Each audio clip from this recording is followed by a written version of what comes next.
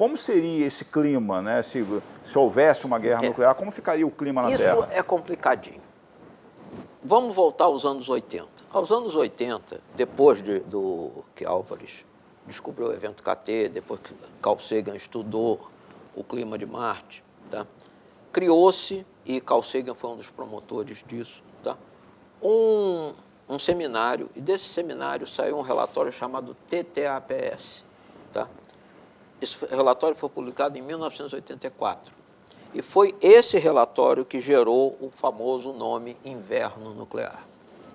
O que é o inverno nuclear? É o equivalente nuclear das tempestades de Marte, do evento KT, de um supervulcão de Yellowstone.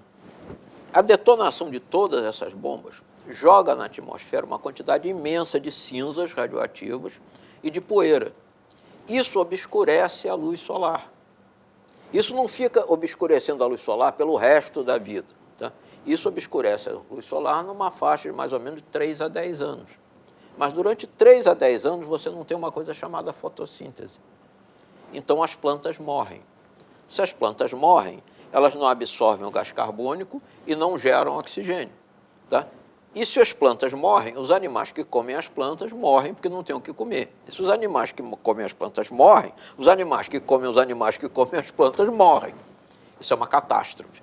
Tá? A famosa cadeia alimentar. Isso a cadeia alimentar é rompida, tá? E no momento que ela é rompida, você tem a morte de espécies, você tem a morte de espécies inteiras.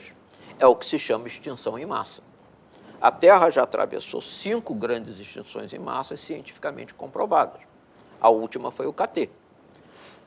Alguns cientistas consideram que hoje nós estamos vivendo uma 6ª era de extinção em massa. E os culpados somos nós. Nós estamos matando toda a biodiversidade. Tá? Só os animais que nos servem para alimento e para trabalho é que estão progredindo e estão sobrevivendo. Os outros, leões, elefantes, zebras, estão sendo exterminados. E convenhamos, hoje em dia o ser humano, se ele se organizar, vamos dizer que a gente tivesse um governo global e um maluco acordasse de mau humor e dissesse: hoje eu quero exterminar todo o tubarão que existia na Terra.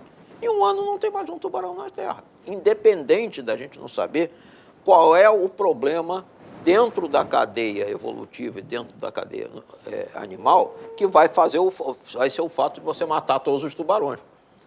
É aquela história da abelha. Einstein falou isso muito propriamente. Tá?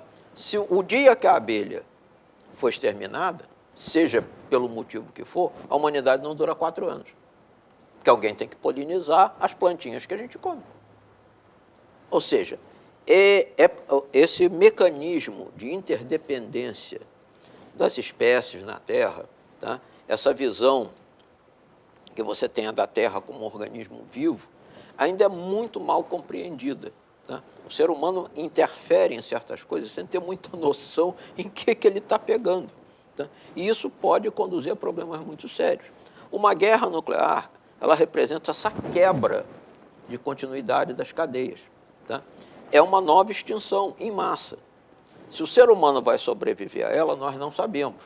Se a maioria dos animais de grande porte que hoje existem vão ser extintos, vão. A Terra vai morrer? Não.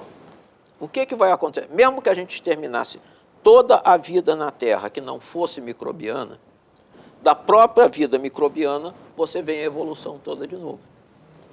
Mesmo que os animais que sobrarem de uma guerra nuclear, o que vai acontecer? Eles vão ocupar nichos de animais que morreram. Foi o que aconteceu quando os dinossauros desapareceram, os mamíferos tiveram a sua vez. A Austrália, que ficou isolada do processo dos mamíferos, criou os marsupiais, ocupando os mesmos nichos que nos outros continentes são ocupados por animais mamíferos. Tá? Isso aí é um processo evolutivo. Então tem que acabar com essa parada. Não, o ser humano vai matar a Terra, vai explodir. A Terra vai continuar vivinha, cheia de bichinho. Tá? Só que não necessariamente, se o homem fizer estupidez de se matar, nós vamos ter uma outra raça inteligente que chega à tecnologia. Que hoje na Terra, você tem aproximadamente 8 milhões e 700 mil espécies catalogadas. Esse número pode chegar a 30 milhões. Desses 8.700.000 espécies, você só tem 5 espécies inteligentes. Nós, os monoantropóides, os elefantes, os cetáceos e os cefalópodes, os polvos e lulas. São as 5 espécies comprovadamente inteligentes que você tem no planeta Terra. A segunda que você falou e Os monoantropóides, os bomonos, os gorilas, os macacos. Tá? Os que a gente não matou porque eram menos inteligentes. Tá? Nós já acabamos com os cromanhões, acabamos com os neandertais, porque eles disseram, esse aqui é concorrente. Nós acabamos com o Sapiens conviveu aí com... O Sapiens conviveu com o neandertal, conviveu com o cromanhon, conviveu até mesmo com outras espécies, que ele foi exterminando. Tá? Na concorrência ele acabou com a raça. Mas o que acontece? Dessas 5 espécies, só tem uma que desenvolveu tecnologia, somos nós. Isso é um acaso. Uma espécie em 8.700.000.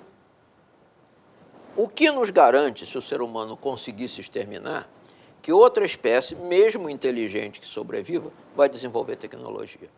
Isso não tem garantia nenhuma. Então a Terra pode ser um planeta feliz, com uma vida feliz, pujante, durando aí mais 1 bilhão de anos, que é quando a nossa estrela vai começar a esquentar e fazer disso aqui um churrasco, tá? Mas não ter nada que coloque esse mundo como inteligente.